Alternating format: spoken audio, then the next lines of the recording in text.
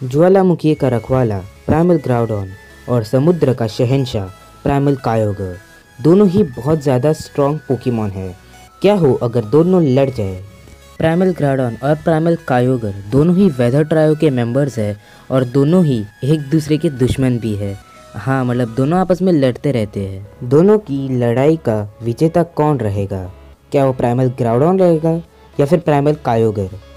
तो ये जानते हैं हम इस वीडियो में। तो हम शुरू करते हैं हमारी आज की वीडियो को।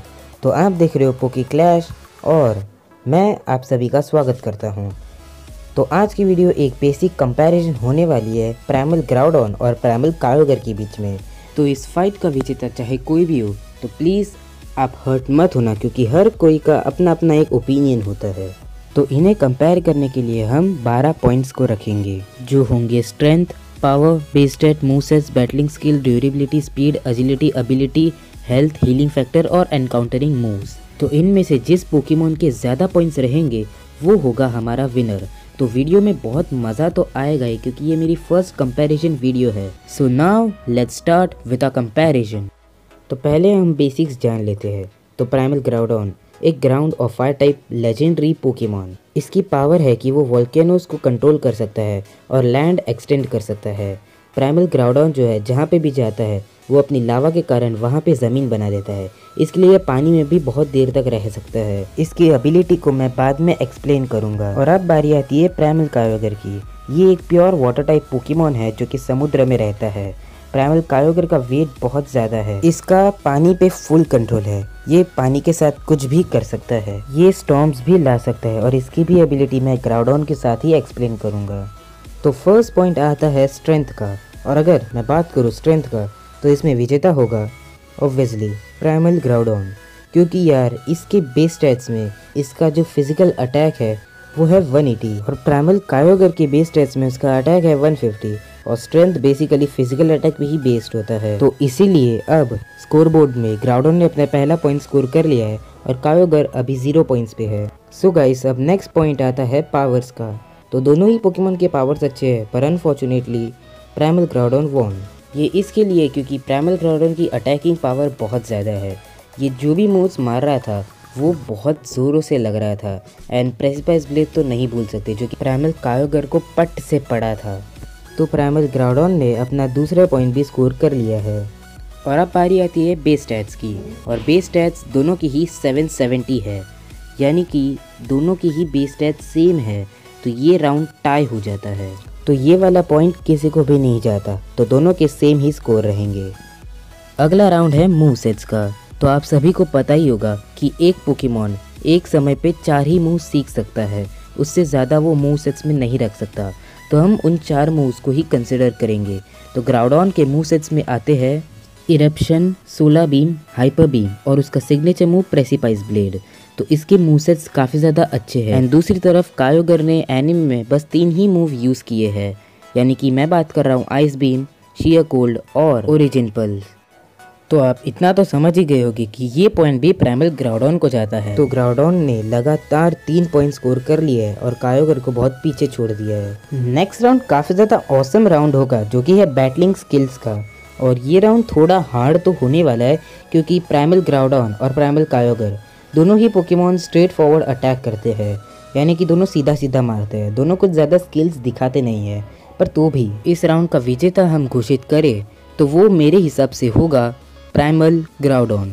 हाँ, आप सब ने सही सुना, प्राइमल ग्राउडॉन इसके लिए क्योंकि वो अपने मूव्स को कायोगर से ज़्यादा अच्छे से इस्तेमाल करना जानता है। हाँ, वो प्रेसिपाइस ब्लेड से चार्जार्ड को कंफ्यूज कर दिया था और उसने रेक्विज़ा को ट्रैप तक कर लिया था, पर रेक्विज़ा वहाँ से निकल गया था ड्रैगन एसेंट मार के। कायोगर को हाथ से फेंक के उसने उसके ऊपर इरप्शन अटैक मार रहा था। तो ये सब भी स्किल के अंदर ही कैलकुलेट होंगे, जबकि कायोगर की स्किल थी कि उसने मेगा रेक्विज़ा के ड्रैको मीटियोर को बड़ी आसानी से डॉज कर लिया था, बस। तो कायोगर की इतनी ही स्किल दिखाई थी और ग्राउडॉन की ज़्यादा दिखाई गई है, तो इसके लिए ग्राउडॉन विजेता है। प्राइमल ग्राउडॉन ने अपना चौथा पॉइंट भी स्कोर कर लिया है और कायोगर अभी भी 0 पॉइंट्स पे ही अटका हुआ है। सो गाइस, नेक्स्ट पॉइंट आता है ड्यूरेबिलिटी का। और अगर मैं बात करूँ ड्यूरेबिलिटी का तो आई थिंक ऑलमोस्ट दोनों की ड्यूरेबिलिटी सेम ही है। तो हाँ गाइज, ये एक डिबेटेबल पॉइंट तो हो सकता है क्योंकि दोनों की ड्यूरेबिलिटी काफ़ी ज़्यादा अच्छी है। प्राइमल ग्राउडॉन भी बहुत मूव सहता है और प्राइमल कायोगर भी बहुत मूव सहने की शक्ति रखता है। पर तो भी गाइस, अगर हम लोग एक विनर को चुने तो मेरे हिसाब से विनर होगा प्राइमल कायोगर। हाँ गाइस, अब सबने सही सुना।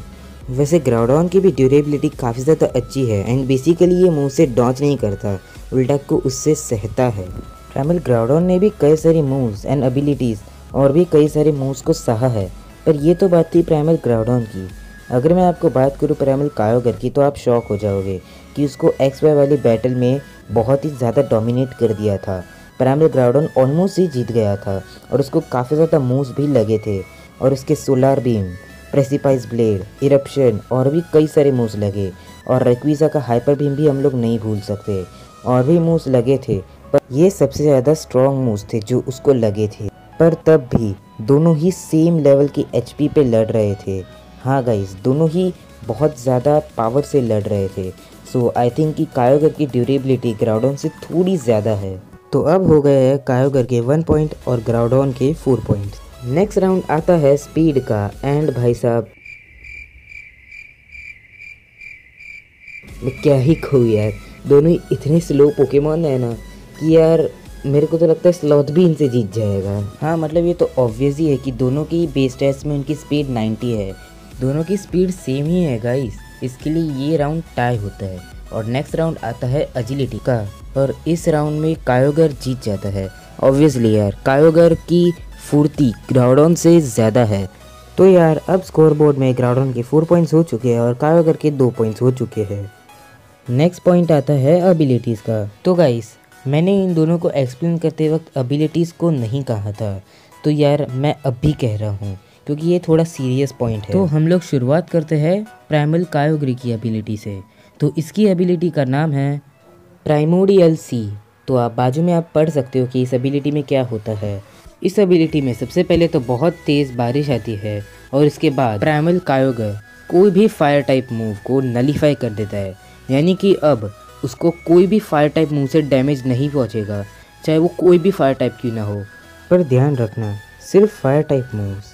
और प्राइमल ग्राउडॉन की एबिलिटी का नाम है डिसोलेट लैंड, जिसमें बहुत धूप पड़ती है और ये कोई भी वाटर टाइप मूव को नलीफाई कर देता है। हाँ, यानी कि अब इसको वाटर टाइप मूव से डैमेज नहीं पहुंचेगा, जो कि उसकी सबसे बड़ी कमज़ोरी है। वो वाटर टाइप से 4 टाइम्स वीक है, पर अब वो वाटर टाइप से वीक ही नहीं है। तो ये ग्राउडॉन को बहुत ही बड़ा एडवांटेज मिल गया है, जबकि कायोगर सिर्फ फायर टाइप मूव को नलीफाई करता है। पर ग्राउडॉन का सिग्नेचर मूव प्रेसिपाइस ब्लेड एक ग्राउंड टाइप मूव है, तो ये पॉइंट ग्राउडॉन को जाएगा क्योंकि ग्राउडॉन की एबिलिटी जो कि वाटर टाइप मूव्स को नलीफाई करता है, तो ये उसकी कमज़ोरी है। जबकि कायोगर को पहले से ही फायर टाइप मूव से कम डैमेज पड़ता है और इसकी एबिलिटी है कि वो फायर टाइप मूव को नलीफाई करता है, तो ग्राउडॉन की एबिलिटी ज़्यादा अच्छी है। तो स्कोर बोर्ड पे ग्राउडॉन ने अपना 5वां पॉइंट भी स्कोर कर लिया है। अगला राउंड आता है हेल्थ का, जिसमें दोनों ही काफ़ी पक्के खिलाड़ी है।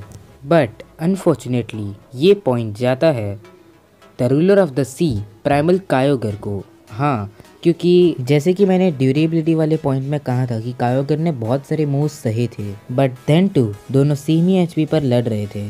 एंड अगर आपने पूरी बैटल देखी होगी तो आपको भी पता होगा कि कायोगर को कितने सारे मूव्स हिट हुए थे एंड मेटाग्रॉस के भी मूव्स आई थिंक चार्जार्ड के मूव से तो ज़्यादा ही डैमेज दिए थे, बट तो भी वो लड़ने की क्षमता रखता था। एंड मैं बस इसी बैटल को कंसिडर नहीं कर रहा, आपने होयन की द स्कफल ऑफ लेजेंड वाली बैटल देखी होगी, तो उसमें भी कायोगर ने बहुत सारे मूव्स हिट किए होंगे एंड वो बहुत समय से डिस्ट्रक्शन कर रहा था, बट देन ग्राउडॉन आया था एंड कायोगर भी इक्वल ही डोमिनेटिंग हो रहा था उसके ऊपर।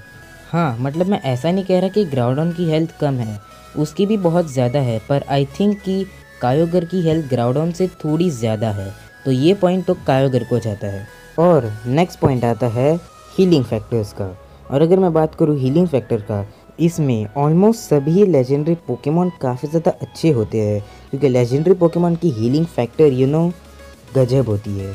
तो मैं मेरा डिसीजन अगर आपके सामने रखूँ तो मेरा डिसीजन ये है कि दोनों ही पोकेमॉन प्राइमल कायोगर और प्राइमल ग्राउडॉन की हीलिंग फैक्टर सेम ही है।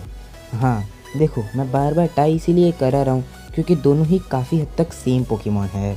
द स्कफल ऑफ लेजेंड्स वाले एपिसोड में उन दोनों ने काफ़ी जल्दी अपने आप को हील कर लिया था। एंड सबसे बड़ी बात, प्राइमल कायोगर डीप ओशन में जाके खुद को फुल्ली रिकवर कर सकता है और प्राइमल ग्राउडॉन वोल्केनोज में जाके खुद को फुल्ली रिकवर कर सकता है। तो दोनों की पावर काफ़ी हद तक सेम है, तो ये राउंड भी टाई हो जाता है। तो दोनों के स्कोर सेम ही रहते हैं। और अभी हमारा आखिरी राउंड आता है, यानी कि एनकाउंटरिंग मूव्स का। हाँ गाइस, एनकाउंटरिंग मूव्स भी काफ़ी अच्छा पॉइंट है, पर ये पॉइंट मैटर नहीं करता क्योंकि ग्राउडॉन के 5 पॉइंट है और कायोगर के अभी भी 3 पॉइंट है। तो अगर ये पॉइंट कायोगर को भी मिल जाए तो भी ग्राउडॉन ही जीतेगा, और अगर ये पॉइंट ग्राउडॉन को मिलता है तो ग्राउडॉन तो जीतने ही वाला है। पर तो भी ये लास्ट पॉइंट है तो मैं डिसीजन अपना रख ही देता हूँ। इस राउंड का विजेता मेरे हिसाब से होने वाला है प्राइमल कायोगर।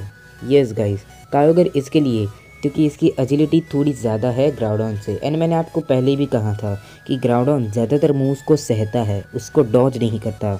और कायोगर को हमने एनीमे में डॉज करते हुए देखा है, जहाँ पे ग्राउडॉन हमेशा ही मूव्स को सहता है।